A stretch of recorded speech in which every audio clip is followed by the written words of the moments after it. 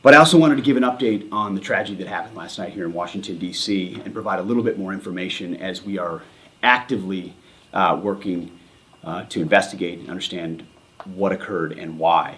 At about 8:48 last night, a UH-60 assigned to the U.S. Army Aviation Brigade in the Military District of Washington, Fort Belvoir, Virginia, collided tragically with a civilian airliner. The unit involved, the Army unit involved, was Bravo Company 12th Aviation Battalion at Fort Belvoir.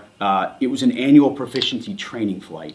And when we look at the crew, and not all kin have been notified, so we're going to withhold ranks and names at this point.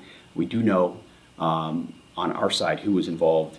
It was a fairly experienced crew, and that was doing a required annual night evaluation. They did have night vision goggles.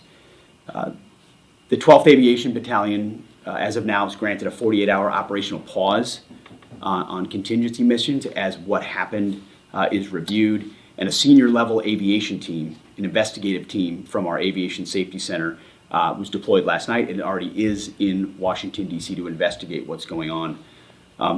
We anticipate that the investigation will quickly be able to determine whether the aircraft was in the corridor and at the right altitude at the time of the incident. As I mentioned, next of kin notifications are ongoing.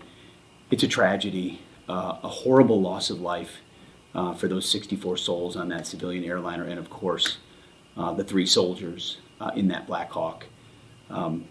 They're in our prayers, their families and their communities. As people are notified, I can't imagine.